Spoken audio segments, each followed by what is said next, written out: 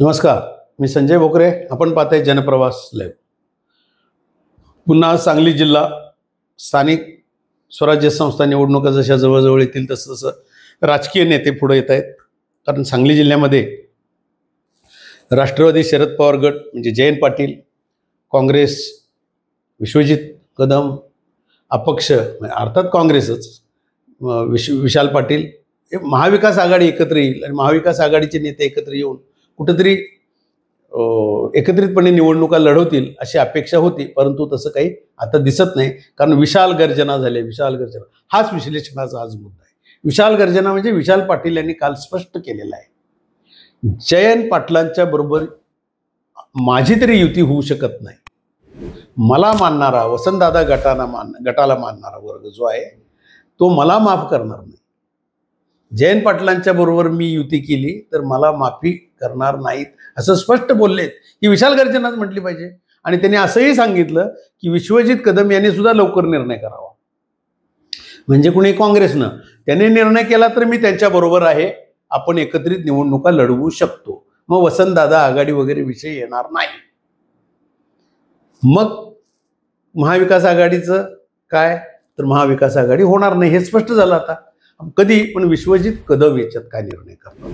विश्वजित कदम आणि विशाल लोकसभा निवडणुकीमध्ये एकत्र कसे होते, जयंत पाटलांना कसा विरोध केला हे सगळ्यांनी बघितलेलं आहे. संपूर्ण महाराष्ट्राला माहिती आहे आता. कारण सांगली जिल्हा काय तसा हलका नाही. तिथलं राजकारण सगळ्यांना माहिती असतं काय काय असतं. कारण जयंत पाटील आणि विशाल पाटील, वसंतदादा गट आणि राजाराम बापू गट ही परंपरागत दुश्मनी सगळ्यांना माहिती आहे. आणि नुकतंच एका सभेमध्ये विशाल पाटलांनी उघड जयंत पाटील यांचं आणि आमचं राजकारणात पटणार नाही असं स्पष्ट केलेलं आहे.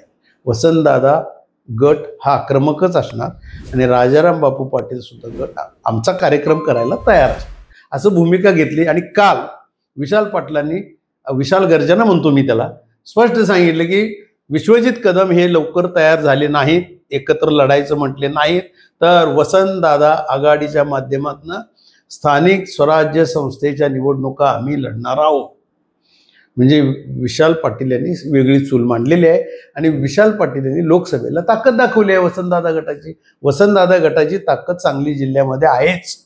आणि लोकसभा निवडणुका झाल्यानंतर नुकत्याच झालेल्या विशाल पाटलांनी ही ताकद दाखवल्यामुळं सर्वसामान्य कार्यकर्त्यांच्यामध्ये सुद्धा उत्साह आलेला आहे. आणि काँग्रेसचेच कार्यकर्ते आहेत होते.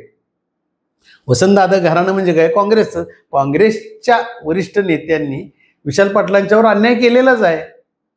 त्याला विशाल पाटलांना तिकीट नाकारून दरवेळेला काँग्रेसच्या त्यामुळे विशाल पाटील वेळ आली तर काँग्रेसला सुद्धा सुनवायला काही चुकीचं वागतात असं म्हणता येणार नाही. काँग्रेसच्या वरिष्ठ राज्यातल्या नेत्यांना कुठंतरी धडा शिकवण्याची वेळ असतेच. आणि विशाल पाटील हे धडा शिकवतातच आणि बरोबर आहे त्यांचं.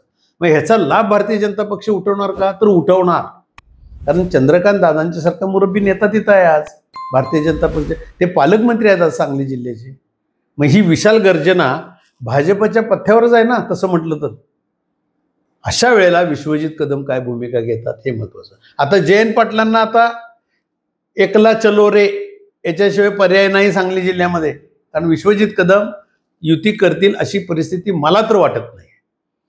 आणि विशाल पाटलांना ते तोडतील असं वातावरण नाही आहे. त्यामुळे सांगली जिल्ह्याचं राजकारण आता ह्या विशाल गर्जनेमुळं स्पष्ट झालेलं आहे की काँग्रेस म्हणजे विशाल पाटील आणि विश्वजित कदम एकत्र निवडणुका लढवू शकतात. अन्यथा वसंतदादा आघाडी विशाल पाटलांची ही तयार आहे, शड्डू मारून तयार आहे. जयंत पाटलांना मात्र धडा शिकवणार अशी यांची भूमिका दिसते. आज इथंच थांबू, उद्या पुढच्या भागात.